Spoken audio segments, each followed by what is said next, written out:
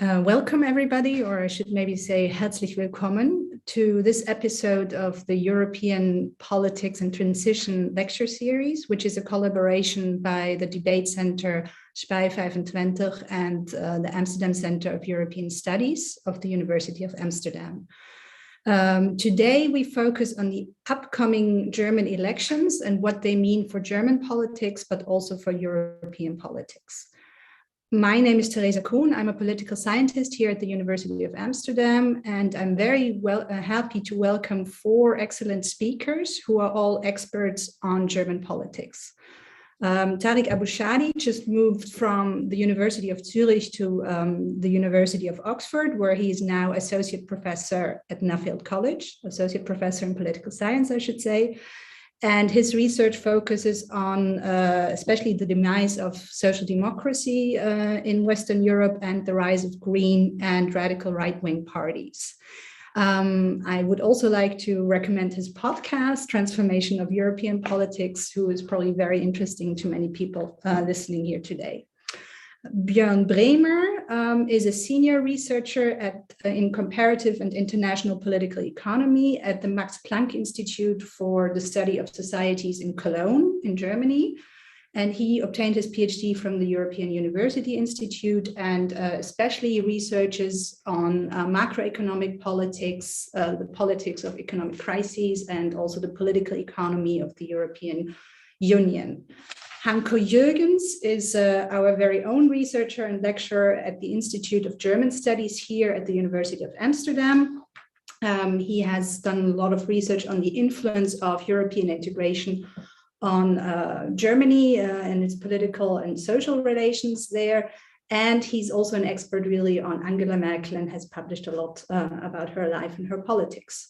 Last but not least, Julia Schulte-Kloos is a Marie Curie Fellow at the Ludwig Maximilian University of Munich, and as far as I know, currently actually in Aarhus University. And her main research interests lie in comparative politics and political behavior, and she has published, among other things, also about the German AfD. I should also say that this program is put together by my colleague Sarah de Lange, who's very much not visible, but in the background here, and who has thought of who to invite and what the topic is today. Just before we really start with the debate, I would like to just give you a little bit of a background of where we are. The German elections are really close, in less than 2 weeks, and they are in a way historical because they really mark the end of an era of almost 16 years of Angela Merkel. This means that the youngest voters in Germany have never experienced political life without Merkel. And the last couple of months were, for German perspective, pretty eventful in terms of a campaign. The CDU, so Angela Merkel's party, entered quite comfortably because it had a high support due to Corona, but this was very quickly dampened due to a conflict over who should become the lead candidate and has never really gained momentum ever since. On the other hand, the Green candidate, Annalena Baerbock, had a very promising start, and a lot of people were expecting even a Green chancellor, but she has lost support due to some blunders and is not considered to be a winner anymore, but maybe somebody who will form a coalition. And finally, SPD's candidate Olaf Scholz, who's currently vice chancellor, tries to sell himself as the logical supporter of Merkel, even though he's actually, or logical successor, I should say, of Merkel, even though he's actually from the other party, from the SPD. He, in any case, is currently leading the polls. So in this debate, I would like to focus on 3 main questions, namely, not only how can we make sense of this campaign and compare it with other campaigns in Europe, but also what is Merkel's legacy for German and EU politics, and also what does it all mean for European politics in the future. Starting with the legacy of Merkel, Julia, what would you say after 16 years of Merkelism? What is the imprint that Merkel has left on German politics? Yeah, I think it's a long time, 16 years, so it's very difficult and also, yeah, very diverse to pinpoint down a specific impact that Angela Merkel had on German politics and the society, how partisan lines are divided now. But I think what will kind of remain as her main legacy is the way she has handled the refugee crisis that has made international headlines. She has very publicly, visibly declared that that basically Germany will be capable to accept more refugees, to act in a humanitarian way. And that has brought her large support from across the party lines, initially at least, right? Leaving like the later deal that she made with Turkey aside, initially that has attracted a lot of public support also among such voters who normally oppose her policies or the conservatives more generally. And it has also in a sense paved the way for an enormous polarization of society that actually still has its repercussions until today. And that even so, this was in 2015 in the midst of the refugee crisis, but it has in a sense had repercussions that we can see still today. And it has really paved the way for an extremely institutionalized, I would say, anti-politics coming from the right, that are basically now mobilizing and politicizing in highly polarized echo chambers. It's basically, I guess we might also speak about COVID and the mobilization of these groups during the Corona crisis, but it's basically it's very isolated, and on the other side is another bloc that basically unites partisans across the lines that haven't like in the interesting or the puzzling thing maybe is that basically these lines, these two blocs seem to at least be evident again now how we've witnessed the COVID crisis. Basically, there are large groups of supporters who are in favor of vaccination, who were supportive mostly of the policy measures taken to contain the spread of the virus. And then there is this minority of voters, of citizens who mobilize strongly and very voicefully against it. And that is basically, I trace the origins of this bloc and society's dispolarization back to the refugee crisis and Merkel's statement that was interpreted as a welcoming statement for further refugees, which was actually just an appeal to the confidence of the German public that basically Germany is capable of managing this and confronting this challenge. Yes, that's what I see as the biggest impact, and I think it has lasting effects. Thank you, Julia. So you would say that Merkel has also really contributed to the societal division in Germany. Turning to the EU, Hanko, would you say that Merkel has divided or unified Europe? Divided or unified Europe? Well, that's a very difficult question, because on the one hand, she was, of course, the crisis manager who kept Europe together, particularly in the years 2010, 2012, when Merkel-Z was a couple which was very effectively in Europe, putting through various measures like the six-pack and the two-pack and the semesters and what else. But on the other hand, divisions are there as well, and particularly we could see that the economy of Greece and of Italy are still not doing well. So one might ask if her austerity policy was effective.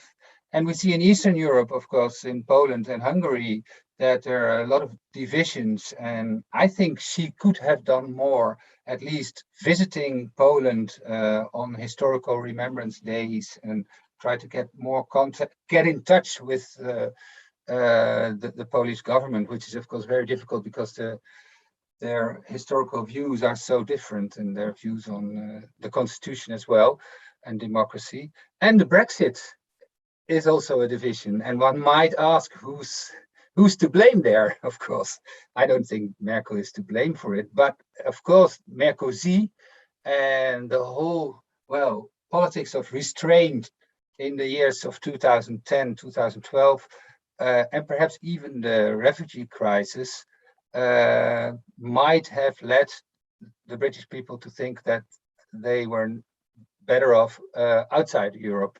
So it's a very interesting question, because I think many aspects which we will talk about today, there are double answers to give. Yeah, we don't hear you, sorry. Turning to Merkel's own party, some people say that one of the reasons why the CDU is having such a hard time in the election campaign is because they actually were so much dominated by Angela Merkel that they have had little space for renewal in their own party. Tariq, do you think this is the main reason why they're performing so poorly at the moment, or would you say there are other more structural reasons for it? So I would actually say it's more a little bit the other way around. In a way, the CDU is now facing the reality that most mainstream right parties are facing in Europe, or just generally mainstream parties in Europe at the moment. So parties that receive more than 35% in elections have become very rare. So the popularity of Angela Merkel, in a way, helped the CDU to remain so strong for such a long period of time. And it is extraordinary, right? That after 16 years in power, a politician is still so incredibly popular. And I think most people, it's a weird counterfactual, but had she run again in this election, I think most people are convinced that she would probably have won this election again. And so in a way, we did not see the structural decline that was very visible in other countries. When I think of the Netherlands, although I mean Netherlands again with Rutte is a bit a similar case, but other mainstream right parties that have seen this decline, and we've just seen this massive fragmentation in basically all Western European countries. And so she helped the CDU stay in power, and now with her gone, other factors are coming to the forefront. And of course, after 16 years of having one party in government, there is a certain likelihood that people will say, okay, let's try a different party and go with someone that's different, but maybe not too different, as is happening in this campaign right now. Thank you, Tariq. So if I may exaggerate a bit, you're saying that the CDU is basically a party of zombies that only survive because of a strong leader there. Something similar we see also with, I mean, not saying zombie, but something that is very remarkable is also the current success of Olaf Scholz, considering that in the last couple of years, social democratic parties have done actually pretty badly. Of course, for example, the Norwegian election right now is an exception to that, but in general, there is a demise of social democratic parties. And that, of course, raises the question, why is Olaf Scholz now so successful? Is it just because the two other parties are doing badly, or is it his personality, his legacy as a vice chancellor, or is there something more structural to it? What do you think, Björn? Well, yeah, the question whether Olaf Scholz is doing badly or doing well right now is, of course, where's the reference point? And you already pointed to Norway. You can also look at some other Scandinavian countries. In fact, I think after the Norwegian elections, Social Democrats will govern in all Scandinavian countries, the home of social democracy, if you want to call it that. And so there seems to be a little bit of a revival, but even in these countries, social democrats are not doing as well as they used to do historically.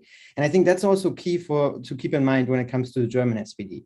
So Olaf Scholz is not, or the SPD, they are polling in the mid-20s, and which is closer to sort of the worst election result from a few years ago than, for example, to the election results in 2005 and 2009. So in 2005, when Merkel first contested the election against Gerhard Schröder, the SPD still won 38% of the vote share. In 2009, 4 years later, they still won 34% of the vote share. So compared to this, the SPD is not doing so well. So in that sense, I think the struggle that social democratic parties are facing elsewhere in Europe, namely the problem of mainstream party decline that Tariq just mentioned, they are still experiencing this. And still, of course, given that the Social Democrats started this election campaign at like 13 or 14% of the vote share, it seems to be a success now in the last few months. And so the question that you raise is a very difficult one to answer. Why is Olaf Scholz, why has he managed this turnaround in the last few months? And I think the weaknesses of the other candidates, of the candidates from the CDU, but also the candidate from the Greens, they are certainly helping Scholz. But it's also important to say that the SPD actually had a clear strategy. So if you had talked to Scholz more than a year ago, when he was nominated to be the candidate for the Social Democrats, I think he would have already said then that he has a clear idea of how he can win the election. And that was that he wanted to present himself as sort of a centrist candidate who will appeal to a lot of the centrist voters that Merkel had really sort of swept up in the last 16 years. And so in that sense, Olaf Scholz always pointed out to this unique nature of this election, namely it's the first time in post-war Germany that we don't have the incumbent running again for office. And so he wanted to use this opportunity to present himself as something as close as you get to the incumbent, as like essentially what Tarek said, different but the same to Merkel. And I think he's done this very successfully. And he was lucky, of course, in many ways that the pandemic maybe even helped him to portray himself as sort of as a continuation of Merkel, because as a finance minister, he was in the spotlight. He could show that he knows how to govern, that he's competent, pragmatic. But I think it's fair to say that this is a combination of luck, but also a clear strategy that Olaf Scholz had from the very beginning when the campaign started. Thank you. Turning to the Green Party, I mean, this has also been quite remarkable that Annalena Baerbock, as somebody who had not really had, federal political experience, was doing so extremely well in May. She was really back then leading the polls before the two other parties, but it has actually only gone downhill since then. Especially remarkable because in the summer we've had this very tragic floods in Germany that actually put, green transition and climate change high on the political agenda, and you would have thought that this is a moment where the Greens can actually benefit from. So what went wrong here? Is this simply to her lack of experience and the blunders? Is it sexism and the smear campaign, or are there other issues that really are a problem for the Greens? Tarek, what's your point on this? Mm-hmm. So I think what is clear is they made some mistakes in the campaign. I think it's also clear that if a woman is running for that kind of office, sexism plays a role, right? We can't evaluate women's success in politics without taking sexism into account. I think there's, again, a somewhat structural component. So the Greens are doing actually very well, right? They will maybe double their result from the last election. They will score maybe one of the highest results, if not the highest result that the Green Party has ever scored in a European country, a Western European country. And so they're doing quite well. They also increased the size of the left bloc, which at the last election was around 37% and had actually shrunk since 1998, and will come out now at the polls at 47-48%. So they are successful in a way. The question now is why the difference to that, let's say 25%, where they were at the beginning of the campaign. And I think here it is important that the Greens have not governed since 2005. Basically, their whole personnel that's now at top aren't people who were known to be ministers at the national level. And so this is this lack of experience that I think would have played out with anyone they had nominated, right? So there were certain smaller mistakes. There's also the sexism, but that kind of falls on more futile ground because people have not seen their politicians in office at the national level, right? If you're someone like Scholz who's been around forever, basically since I follow politics, then of course he has a track record. And that kind of track record, the Greens are lacking at the moment. So these smaller, sometimes ridiculous things just play a bigger role because also people are getting to know them. If you look at the numbers for Annalena Baerbock, is that her popularity decreased so much because more people actually knew who she was at a certain point, right? Maybe when the campaign started, it was only about 50% of Germans actually knew who she was. And so then, of course, these smaller things leave a larger impact that's then also sometimes difficult to change.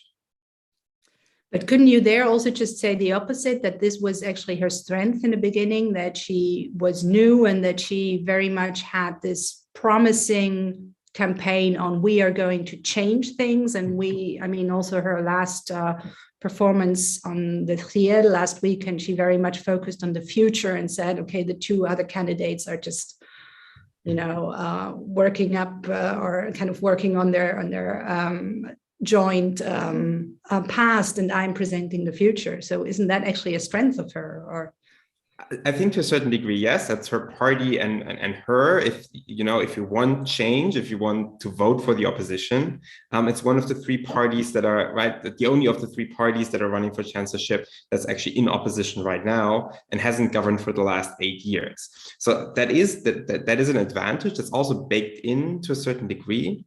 But we had this quite unique situation. I don't know a similar case in Europe, where we actually have two parties from the left being very tied, close together for the potential first spot. And that is something that's quite unique. And I think it was clear to everyone that it would be one of those two parties, right? It would turn into some sort of horse race, which I think sometimes feels like a natural development of these campaigns. And so it was clear one would be the Conservative Party. And the question was, who would be this main challenger on the left? And at the beginning of the year, most people thought this would probably be the Greens, right? And this would be very, very bad for the SPD. Except you have to give it to them, for people in the SPD. Actually, for more than a year, they have been saying it's going to be the way that in the last 6 weeks, people will see how great Scholz is and then they will change. And this is exactly what's happened. So that really you have to give it to them. But so I think that some of the new strength is already baked in, is built into how well they're doing. And then it was a little bit like, okay, who's going to be the main challenger? And then again, several reasons why Germany, also as a structurally conservative country, maybe didn't go for the 40-year-old woman from the Greens. Thank you. Thanks. Looking beyond the main parties, it's clear that it's going to be not only one party in government, but several.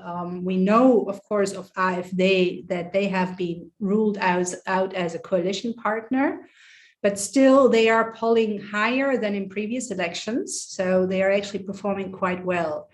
Julia, what is your take on what are they going to make with it? Yeah, that's an interesting question. I think that's also going to be quite exciting. Thus far, throughout the campaign, the AfD, I would say, has been comparatively, surprisingly, for its usual standards, being surprisingly silent. So it's remarkable that we haven't seen yet any big, voiceful campaign from the AfD yet, but that is coupled and that is linked with a very stable polling result throughout the last weeks. I would say, without having analyzed the data, but I would say there's the least of variance in the data for the AfD in the polls over the past 5 months. And we see the AfD stable at 10, 11, sometimes 12%, but that's kind of all of the variation that we get. And that's quite interesting. There seems to be the case that by now, so this is basically the third time that the party contests the national election, and we see that there has been the stable share of respondents now who indicate a preference for the AfD. The AfD seems to have built a real electoral base, and the party itself throughout its history has also become fully institutionalized now. So I think the fact that we see the stable share of respondents indicating a preference for the AfD is the mirror image of the party supply being more institutionalized up onto the ground. So they are less dependent on individual figures, on charismatic leaders, which will be, I think, very critical to understand also the potential trajectory of the party in the future of German politics. Then, what I think is most exciting or most relevant, which I think hasn't received so much international coverage yet throughout this election campaign, is this huge disparity that we see in the regional preferences for the AfD. So we have these polls like if next Sunday were election day, which party would you vote for? We also have these polls being conducted within the different states, and we see that there's a clear and sharp pattern in all Eastern German states. The AfD is around 20%, whereas in all Western German states, the AfD is around 10%, and some a little less, like Hamburg, for instance, where the SPD is particularly popular at the moment. The AfD is only at 7 or something along these lines, and that will be reflected in the actual election outcome as well. So I think the AfD will be the single most party with the largest regional disparity in the vote, probably also with the largest disparity in terms of the gender composition. That's the other thing that we know, and it's very much in line with what we see also comparatively right in other Western European countries. But then I think maps will be super important for this to understand this election and to also understand the electoral success of the AfD. But what will also be particularly important is that we also will see a lot of disparities even within the region. So in large regions like Bavaria, for instance, there will be places where the AfD will receive more than 20% of the vote. And that's remarkable because as I have initially said, the party has remained silent throughout the campaign, probably because there's a lot of internal rumor going on and a lot of internal fighting. So they are better off as well now to stay silent. But they haven't really made strong mobilization efforts, and it looks like they don't even have to anymore. Yeah. Thank you very much, Julia. So I think what you're saying is AfD has really established itself as a stable party that is firmly rooted in the electorate, especially in the east of Germany. What would you say? It's clear that they're not going to be in government because they have been ruled out as coalition partners. But what would you say is their influence, their potential influence on German politics in the next couple of years? Or on policy also? Can they really shift the policies of the government towards the right? Do they have that influence? I think it depends a bit which kind of government we will see. If like a conservative party is in opposition, then I think the power of the AfD to shape an agenda is a little smaller than if we would see another grand coalition.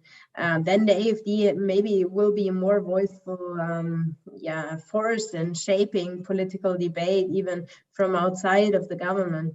But then, nevertheless, its full policy impact, I think, will only be understood in a very long run, and I think it will take another 5 or 10 years until we will see the first participation on the state level of the populist right, and that might then, in and on itself, change everything, because the party might also start to moderate, at least within some regions. That's what we know from other cases from other European countries. Or it might even implode until then.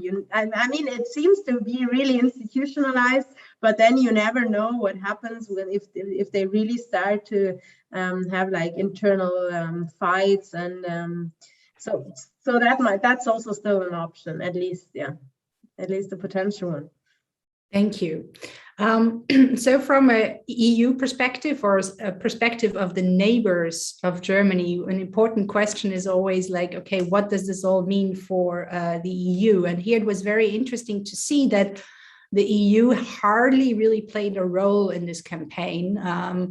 And so we actually don't know so much about where the three main candidates really stand. And an important question here from a European perspective, or that, a lot of Dutch people ask me here, is like, how are Scholz or Laschet, we can assume that one of the two will be actually the next chancellor at the moment, will they try to continue and take over Merkel's role, or will they go for something else? Hanko, what is your point of view on that? Well, first of all, I do not agree that the EU did not play a role in the campaign. it did not play a role in the big debates and in the presentations anywhere. But the candidates all said interesting things about it. For example, Olaf Scholz pleaded for majority votes in the European Council for European sovereignty. He wants to go directly to Macron to strengthen the French-German axis. Well, these are all very strong issues, I would say. Well, of course, one can say, well, it's not very concrete, but for the Dutch, I'm the Dutch guy here, this is really a very concrete thing, in the sense that in the Netherlands, our prime minister is not in favor of reform. And it's very clear that all three candidates are. Laschet wants to sit around the table with Macron and Mario Draghi to talk about the future of Europe. Of course, Laschet is not very concrete, but he is not very concrete in many issues, because he has such a divided party behind him as well. And Annalena Baerbock wants to go directly to Brussels after she would be appointed as a Bundeschancellor, but also pleas for reform of the Eurozone, European taxes, etc. So I think it does not play a really big role during the debates, but it's clear that all three candidates are in favor of more European integration and various variations. Now the question is, what will remain or change after Merkel? I think in general, it's very important that Merkel has a political style, both in Germany itself and outside Germany, of politics is doing that what is feasible, what is possible. And if something is not possible, if we could not get an agreement, it's left off the table immediately. We've seen it last year when the Minister of the Interior, Horst Seehofer, presented a plan for the redistribution of refugees. Very important for Germany. Sebastian Kurz was against it, really fierce against it, and it was put off the table. And in the Netherlands, nobody registered even this discussion. So that is a way of doing politics, which Angela Merkel, it's her style, so to say. So it's also a style of depoliticizing politics. And I think that a new chancellor might be somewhat more upfront, or wanting to change things, wanting to discuss things with Macron. Laschet criticized Merkel for not getting in touch with Macron in February last year, 1 month before the COVID crisis started. And of course, Macron has a totally different style with his 80,000 plans to reform the European Union and to have a vision for the future. And I think in this political style, changes could take place. But then in the end, what would be the end result? I'm not sure if so much will change. In that sense, there are so many restraints and so many different voices within the European Union that in the end, continuity might be the long trend.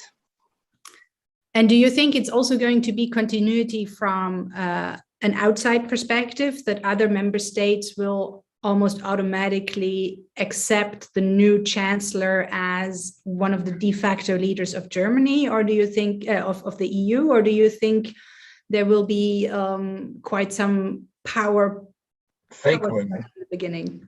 That's what many people think in the Netherlands, at least, that there will be a power vacuum. And Merkel, who was taking care of so many problems, and when she's gone, it's one might ask if Germany will still have the same position. Well, I must say I'm sure about it, that the new chancellor will take his position. He will wait. Yeah, well, we have to. I think he is the most probable. We'll wait until the French elections, and that the results of the French elections are very important in May next year. And then I think he will take new initiatives. And the strong position of Germany. That's of course one of the legacies of Merkel. When she came, Germany still was the sick country of Europe, and in the last 16 years, of course, the image of Germany internationally has changed a lot. And I think a new chancellor is very aware of that. He will operate in the shadow of Merkel, so he will always be criticized and will be minimalized, perhaps in status as well. So he might want to show that he is not a shadow of Merkel, and he will do that after May next year. Also, depending on who will be the French president. Thanks. Staying with EU politics, actually, it was very interesting to see that last week when CDU got very nervous about the success of SPD, the general secretary of CDU warned of Olaf Scholz as being too left-wing in his EU macroeconomic policy. And he said that the EU would be falling apart if Olaf Scholz actually became chancellor. Björn, this was quite a controversial statement. And what would you make of such a statement? Yeah, I mean, from the outside, it looked like this was a planned, but at least somewhat desperate attempt to find a line of attack against Scholz that sticks.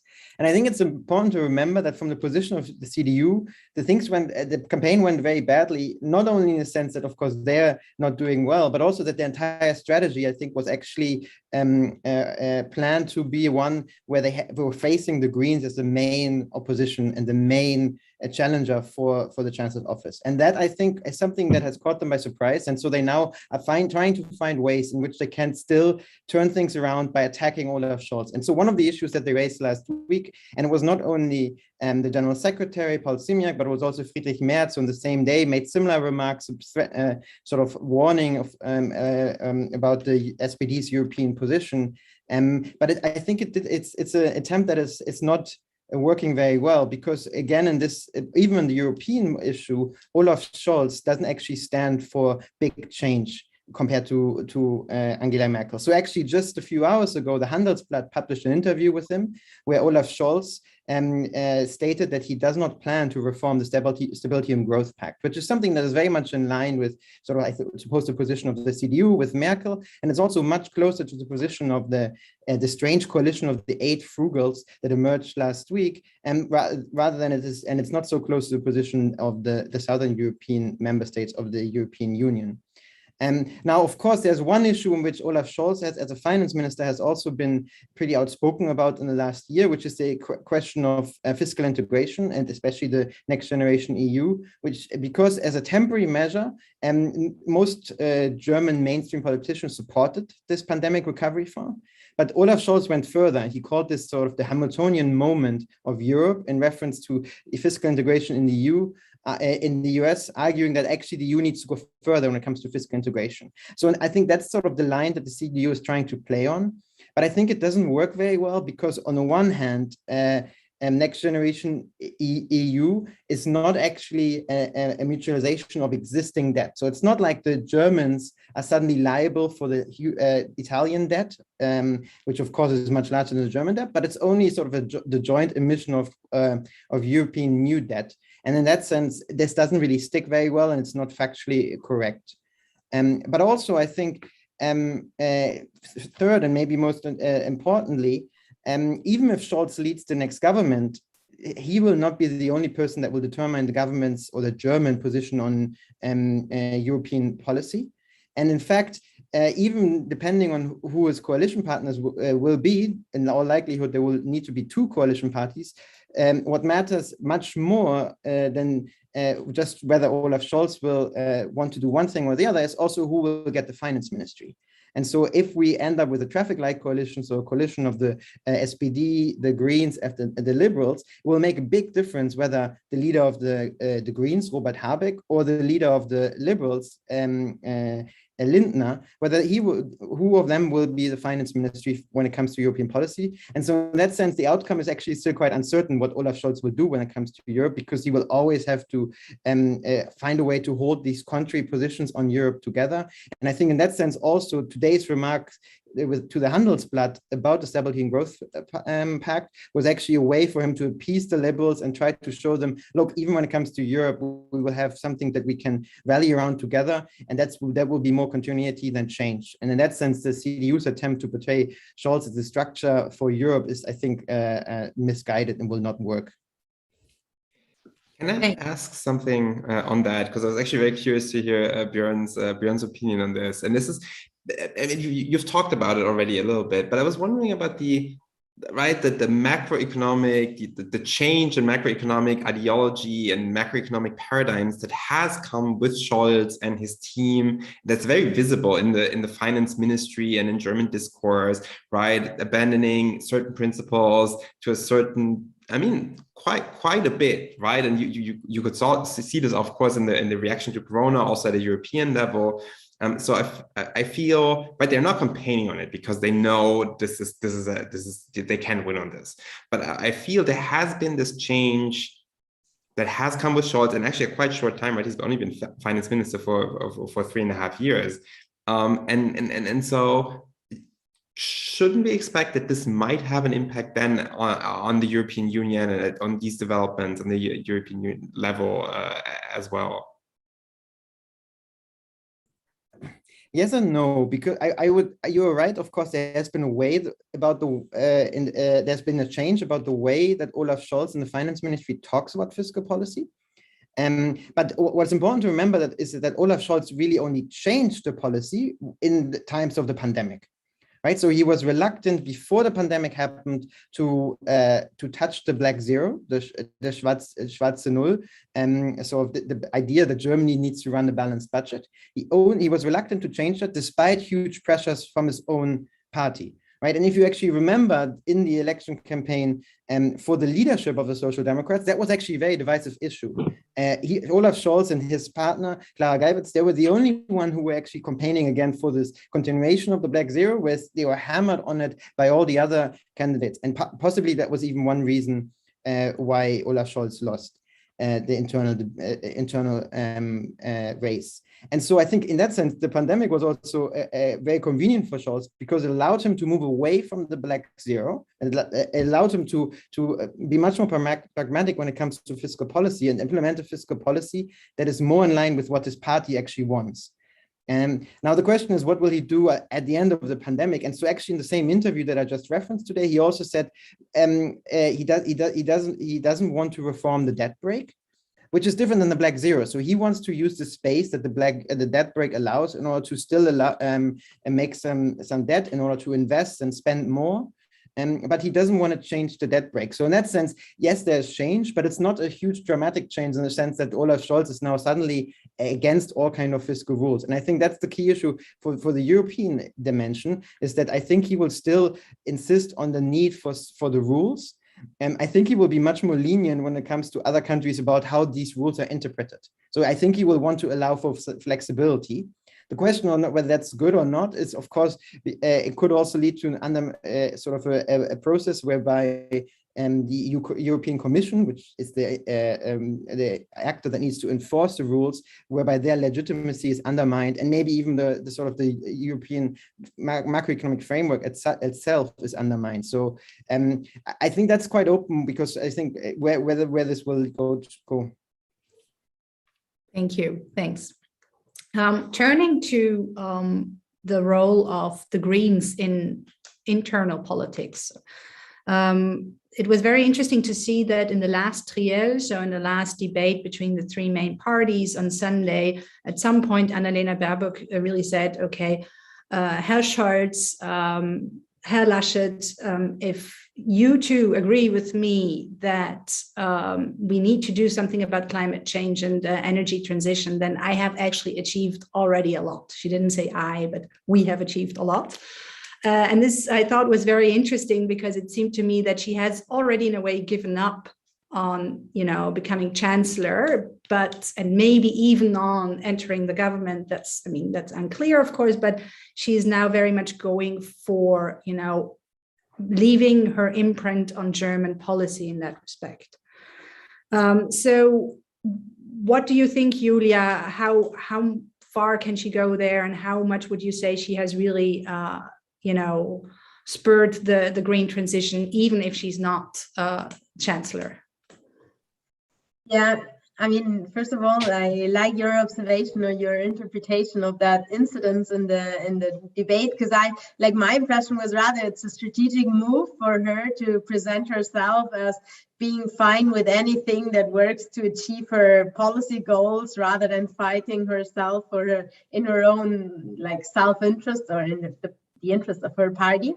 But then, of course, the question you raise is very interesting and very relevant, I think, because that's what it has been hardly imaginable in let's say 8 years ago, that the climate issue would be so much of a valence issue in this campaign. And I think this is really it's super remarkable and stands for itself, but it's also really to be seen how this impacts then the electoral success of the Greens in the long run, and also the positions that the Green will take in the long run. Because so I mean, there are potentially two options that it becomes so much of a valence issue that basically the Greens to some extent don't own this issue uniquely anymore, and that basically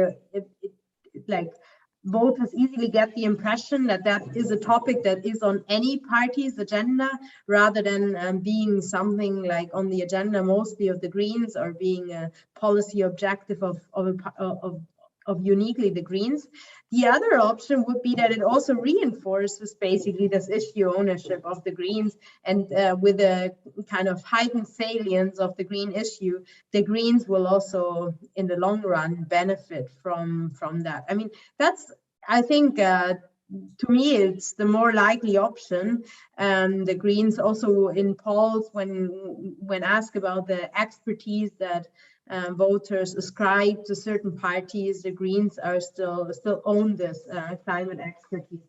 But then, of course, it's interesting to see how the Greens will have to make compromises when they actually end up in government, and that's likely at some point going to happen. Not maybe necessarily this election, but then in the near future, I think it's a very likely outcome, and that's going to be critical, because right now we have a very highly politicized youth in Germany that is super engaged in the Fridays for Future movement, but they also start to distance themselves from the Greens more and more. I regularly speak with my students in my seminars about this, and some of them are actually highly active and participate in the Fridays for Futures movement, and they report about the internal debates that they have with respect to how to position themselves towards the Greens. And some of them think the Greens are way too moderate, and they really need even a distinct force. Some of them report that basically these young activists rather lean towards the left party, which isn't necessarily super well known yet, and has also remained rather silent on the climate issue throughout the campaign, in contrast to the other parties.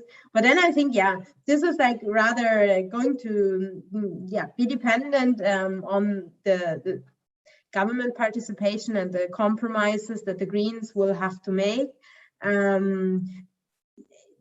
In general, it's absolutely remarkable that the Greens have, or that the climate issue has reached that type of valence, that the Greens have evolved into a political force that is so respected in the debate. I mean, we think okay, we have 3 chancellor candidates for chancellor now, but actually we had a similar scenario already in the German history. The liberals, the FDP, also declared Guido Westerwelle once as a candidate for chancellor, and he was not invited for any debate. So I think this is pretty much speaks for itself to evidence that the Green issue is really on the top of the agenda of the public and of the voters and the other parties necessarily as well.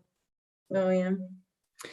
Okay, I think it's very interesting what you say that some younger voters actually turn away from the Greens because it's even, it's too moderate for them. Would you say there is space and potential in German politics right now for yet another Green party that is even more to to the environmentalist end of the spectrum? I personally think it all depends on the exact coalition that we will see after the election. If we end up in a coalition led by the Conservatives and the Greens, which wasn't entirely unlikely until a few weeks ago, I think what we would rather see is a mobilization on the traditional left-right dimension on the left, because that's I think the Greens won't trade their green climate policies, their climate agenda in a coalition contract, but what they would necessarily have to trade in a coalition with the Conservatives are the socioeconomic policies related to social equality to fight the consequences of the COVID crisis and the huge debt that we have been making. So I think that's where I would have rather expected mobilization to take place, like on the left spectrum. But then if we see a left liberal government, if we see what Björn just mentioned, like the traffic light coalition of SPD, Liberals, and the Greens, things might look very different. And that could actually lead to a scenario that you described that I would rather expect a movement more than a party to begin with, but it could evolve into one at some point, yeah. But is it possible that the Greens actually lost voters or supporters because they were too moderate now in this campaign and too much trying to appeal to more centrist voters? No, I wouldn't say so. So I think for the campaign, for the vote, actually, even many young climate activists will vote for the Greens. But then when it comes to taking to the streets, it was kind of a different issue. They didn't necessarily want to be affiliated with the Greens because their position were more radical. But I guess at the moment there is no viable policy offer that is even more radical. So I expect that they will still vote for the Greens for the time being. Can I add something to this? Because I thought this was really interesting what Joy said, and I very much agree. And I think I think this has been a very good campaign despite probably not winning in the end or not becoming the strongest party. I think this has been a very good campaign for the Greens, and that's also the candidacy has been very good for the Greens in terms of shaping this like an electorate for the future. And really, you can see this big generational difference between the Green supporters and those of the SPD and the CDU. And you could really see Annalena Baerbock also in the debates, kind of like placing herself against these old white men. And you really, so there really was this, that element in the campaign too. And also, I mean, when I talk to women my age, what they tell me is like the difference of seeing a young professional woman with young kids running for this position makes a big difference for them. And I think this is something that's shaping really a younger electorate, and in this generational turnover, I think this has been a very, very good campaign for the Greens. So not just the issue of climate change, but this is of course there, but also having a candidate who says something about racism in the debate, and you have these issues that are very important for young people, and she as a candidate, but also the Green Party just represents them much more than the established parties. And so I think for that development, this has been a very good campaign for the Greens. Thanks. May I say something? Yeah, sure, go ahead. Because I think I'm a little bit, sorry, but I think I disagree with it in that sense that she made a very good campaign for her own clientele and for her own party, of course, but she didn't attract broader voters, I think, and I think that's a real problem. And one of the problems of the Greens today is that they are very successful in various Bundesländer. I think they are now in 6 Bundesländer in the government, and they didn't use the experience of the ministers and in Bundesländer who really had very good campaigns and had often were somewhat more moderate to attract more voters. So I think this is really a last chance. Last chance that they could have done so much better in this campaign. And to be honest, I think Robert Habeck could have done better as well. But that's the question how you look at it. It's really very sad for the Greens that they are now at 16% and they're not going up, but going down still. So something is going wrong, I would say. Yeah, I mean, one thing that I already said, right, is kind of this, it is coming down to a lack of to a lack of experience that they basically all have, right? Having been a minister in Schleswig-Holstein is not something like it's the same thing basically as having no experience. You see, Laschet and Scholz really have experience as politicians in political campaigning, and I think Robert Habeck in Schleswig-Holstein also had it, and being a minister, well. It's something different, I think. But well, I mean, a minister in Schleswig-Holstein is kind of like running a little, running a larger town in Germany, and also what is factually, if I can say this, what is factually also not true is that they're only appealing to their own electorate, right? So we know that the Greens actually in the last 2 to 3 years have won over a sizable share of former CDU voters.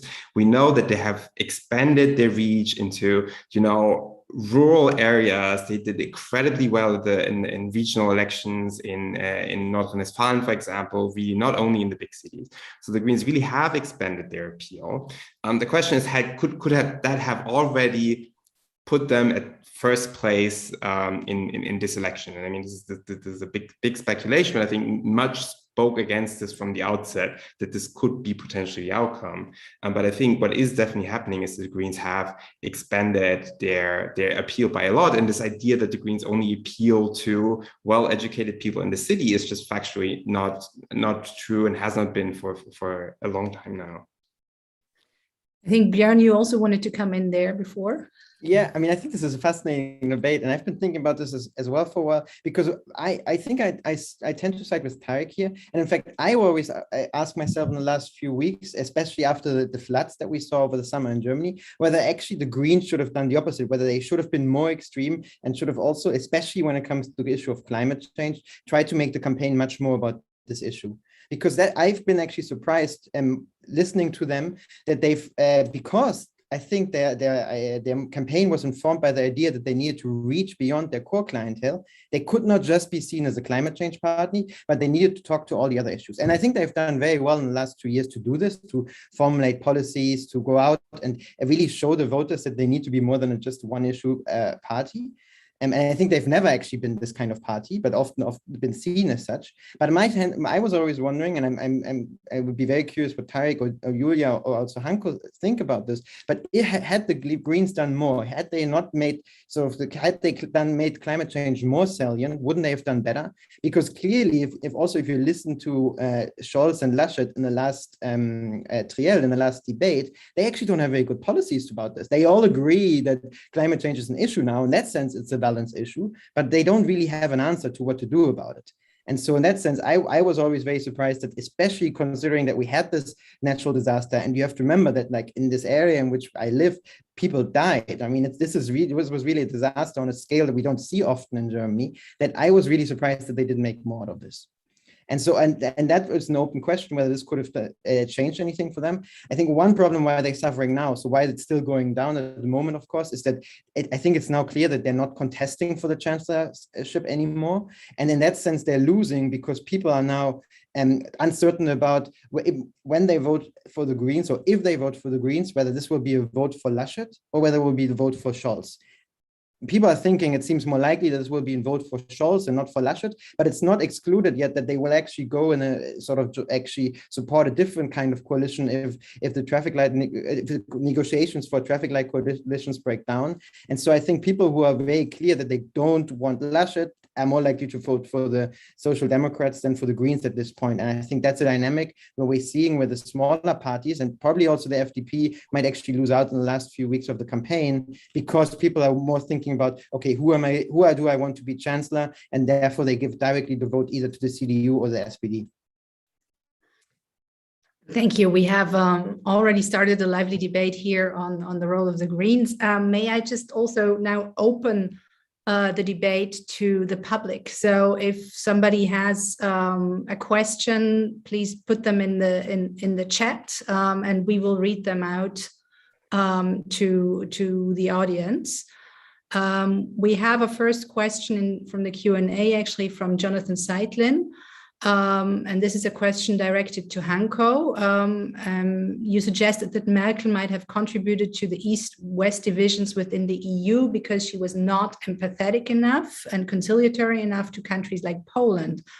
But many commentators actually have criticized Merkel and her party for paving the way for the consolidation of illiberalism and democratic backsliding by protecting for many years Orban and Fidesz and as a member of the European People's Party.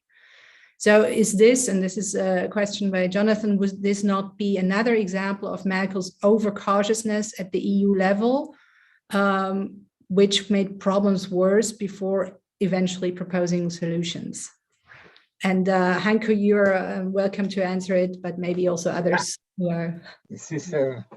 This question is really difficult to answer, because what I meant is that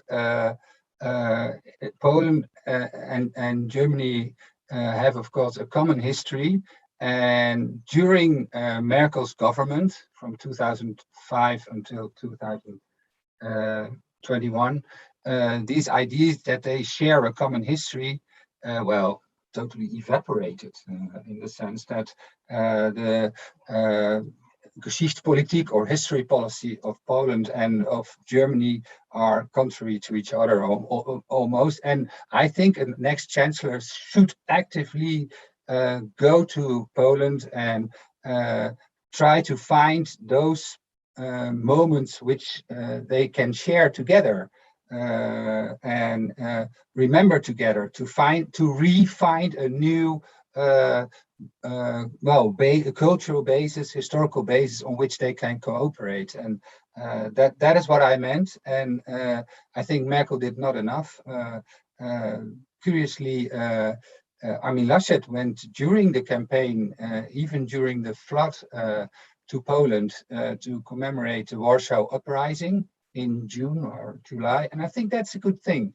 That's a moment where you can try to communicate and to bring these countries back again. And of course, the debate on the democracy and constitution is totally problematic, and one could say that Merkel did not do enough, because the only country the only government leader which could do something, I think, is the German Chancellor, at least, and now everything is left to the EU and to Article 7, etc., and it will remain as it is. But it starts with a sort of cultural understanding and try to get back a common history.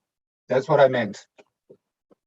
Okay, so there should be more joint Vergangenheitsbewältigung, as the Germans call it. Yes, and that's almost impossible now, I think, because the PiS government has such a different view and has a committee for repairments, which they want they ask, I think, 800 billion euros for repairments. And yes, of course, that the German government can't do such a thing. But I think we have one Europe, so to speak, or we are all part of this European Union, and should also find a sort of cultural heritage, and memory culture could be a very good basis, and it is not, and that is a big pity, I think. And so particularly on this issue, there should be much more discussion. And of course, it's all centered on the History Museum of the Second World War in Warsaw, in Gdansk, where there were a lot of troubles still there. It's a beautiful museum built under Prime Minister Tusk. And I think that also about this museum policy, Germany could do much more. And Merkel, when something is really difficult, we see that Merkel is putting her hands off it. We've seen it, for example, in the Humboldt Forum as well. The old debates about the art in the Humboldt Forum led to the fact that she even wasn't at the opening of the Humboldt Forum, which of course one of her proud grand projets, one could say. So, but this exactly touches upon the question of Jonathan, whether Merkel in general has been sometimes too cautious. Yeah. And because of this cautiousness, actually became couldn't solve problems, and but you can see it as for the relationship with China, with Russia, with Turkey, etc. So and this cautiousness, I would say, has been also very good in the relation with Trump, for example, where I think one of her big legacies is that she, with a silent diplomacy, in my point of view, more or less coordinated the European answers to Trump in a way that he did not do so much damage, which he could have done in the relations between Europe and the United States. Particularly in the end of his government, when he announced to leave 13,000 American soldiers from German soil, and sanctions for the pipeline Nord Stream 2. At that moment, she was completely silent. She didn't react at all. So I think she was very actively in not reacting to Trump, and that is and there is no damage, no structural damage left at the moment. And I think that is one of her most positive legacies. And there, this cautiousness was her strength, of course. Thank you. Would the others still want to react to that question? Otherwise, I turn to another question from the audience. You already mentioned that and this question is from Magdalena König. You already mentioned that the SPD was quite certain that the polls will change in their favor in the last 6 weeks before the election. Could you elaborate on why this change has actually not happened earlier, and why are these last 6 weeks so important for the polls? I think Björn was the one who, Björn or Atalik, if I remember correctly, who had this question, this example of the last 6 weeks. I think Atalik and I both mentioned that there was a clear strategy from the Social Democrats, right? So like more than a year ago, they had the idea that it would happen. I mean, I think my question was always very similar to Madalena's question, in the sense that I also would have expected it to happen earlier if it happens. So in that sense, I was very skeptical even 6 months ago, a few months ago, that the strategy could work. And we have to give it to the strategists, the spin doctors of the SPD, that they managed to get it right. Now, why did it only happen so recently? I mean, one argument would be, of course, as I think you also alluded to, Teresa, is that now Olaf Scholz is benefiting from the weakness of the other candidates. So as the campaign started, it became obvious that they had much less experience than he did, that he is much more, in terms of his own personality and because of his characteristics, much similar to Merkel as a politician than the others are. And so I think the spotlight of the campaign brought out some of these personal aspects of the candidates, which really went into his favor. And so in that sense, I mean, the campaign worked very well. The campaign that the SPD is running is one that is focused on Scholz as a person, and plus a couple of slogans that are relatively empty that everybody can get behind, like respect. So that's the main slogan of the campaign, respect. And so I think the spotlight of the campaign was very important for the SPD for this to work, right? For them to highlight, okay, Scholz is our main candidate, and there is not another Merkel, certainly not the original true Merkel, but also no other Merkel as an alternative candidate from the CDU who's running against him. And that's something I think many voters only really processed and thought about when it comes to when the campaign kicked off in the last few weeks. So that's how I would explain it. And I think that's also how sort of the SPD spin doctors would have said and expected this to happen a year ago or so. But I think Tarek might have more insight on this and can add something. No, I mean, very similar to that. I mean, that's a campaign effect, which means that is usually something around 6 weeks before the election, because most people, right, don't spend so much time thinking about politics, and so they don't pay so much attention. And I mean, most people were aware that Angela Merkel wouldn't run again, but that, I mean, what that meant probably took some time for many people to sink in and then to think, right, okay, what, you know, who's going to be the new person there, and maybe spend a little time actually, looking at one TV show on this, reading an article about this, and so on and so on. And so I think this is there what happened, right? The disappearance of Angela Merkel, and of course also COVID, right? I think so. COVID as an issue has crowded out a lot of other things. I think this is also one reason why climate change didn't become an even bigger issue in this campaign, because basically there are no issues in this campaign. There are very few issues because still the news is so full of COVID. I think what COVID has also done in the last year and a half, so reactions to COVID. So I don't think ever in our lifetime have we had been so regularly, so directly affected by political decisions. But basically every week there was a political decision that changed how we could behave, what we're allowed to do, not allowed to do, and so on. So we kind of got used to this immediateness of politics. And then the other political things that people discuss in this campaign, right? Climate change, social justice, pensions, how we can be able to finance pension in the next 50 years. All of this is so much less tangible than the politics that we had in the last year and a half. That combined with the fact that I don't think COVID is driving a lot of vote choices, I think has made it much more difficult for other issues to really get traction in this campaign. I think this has been similar in other campaigns during COVID as well. I think that the Netherlands wasn't so different, where also this wasn't necessarily a very policy driven campaign, to put it mildly. Sorry, you were saying you don't think that COVID is going to affect vote choice at large, no?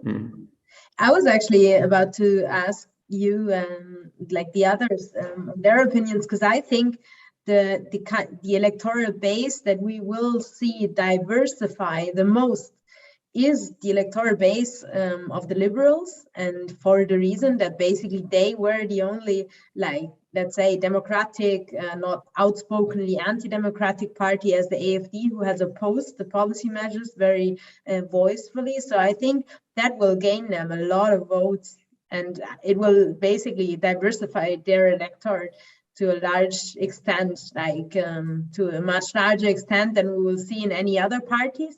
And that will be very interesting. I think. So I think it will affect vote choice. COVID is a very salient issue to people still, and more than in other countries, even, I would say. So if I can compare the Danish context with the German one, it's an entirely different situation there. And we see there's a lot of opposition. It's really stagnating, the vaccination rates, and at the same time they're extremely mobilizing now that school starts again, and these parents who really even oppose the idea of their kids getting tested because they're so much convinced of the negative impact of the tests. So I think it will affect, in a sense, vote choice for quite some people. And I think that's also part of the reason why the Greens will lose some supporters, because the Greens have been outspoken in favor of the vaccination. And I think it's interesting. It's difficult to assess, right? So one thing we have, and we know that people are usually bad at telling themselves what caused their vote choice. But in the elections that have happened, when you ask people, COVID actually ranked quite low in the things that have affected their vote choice.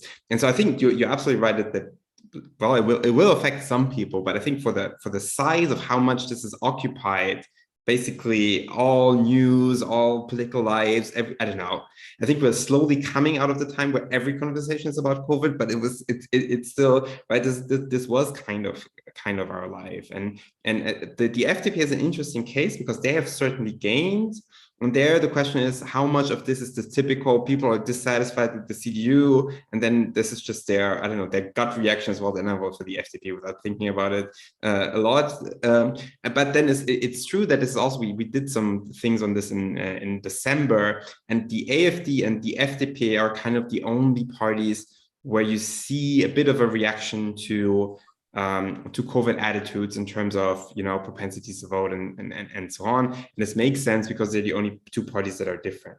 For the AfD, I think these people just were AfD voters already, right? So the crazy people protesting that are out of the radical right thing, they were AfD supporters. And out of these protests, I'm wondering how many people then would really be like, we were, I don't know, whatever, green voters. And now we're so querdenker that we then decide to vote AfD. I think we should be able to tell with data at some point. But I think it's a very interesting question. Yeah, I think these will be the people who will vote for Die Basis, and I'm pretty interested and curious to see how much Die Basis will gain, because I think these are the Greens, the, let's say, liberals, left liberals, even who oppose vaccination, who will not turn to the AfD, obviously, but might turn to the liberals. And I think this will be visible in the socio-demographics of the electoral base, because there will be some people who obviously, to whom it would obviously not be in their self-interest to vote for the liberals, but who will still opt so. So I think that will maybe make us able to tear them apart or to distinguish them from the conservatives who switched in. I think COVID plays a big role in the search for a crisis manager, for a good crisis manager, and particularly Armin Laschet has problems because of his, so to speak, tic-tac course during the COVID crisis. At least that is what Markus Söder more or less suggested. And then when he was laughing, I think this laughing, we should not see this as a single event, but we should put it in the context of a larger idea that he is not the crisis manager we want. And in that sense, it plays a big role in my point of view. So COVID as a bit of an elephant in the room in the elections that in the end might help the FDP. Thanks for bringing that in, Julia. It actually brings us to one of our two last questions for tonight. And that question is again by Jonathan Seitling, asking what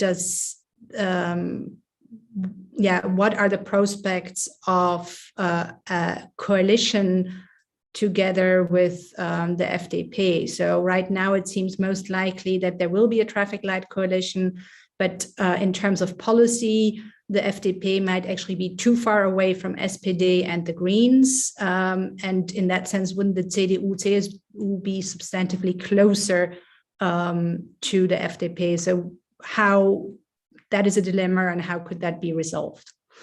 And the other, before I end, I also bring in the other question by Gerard van der Einde, who asks whether voters are actually looking too much for stability and whether this is reflected in the party's profiles and positions. I just give the floor to everyone.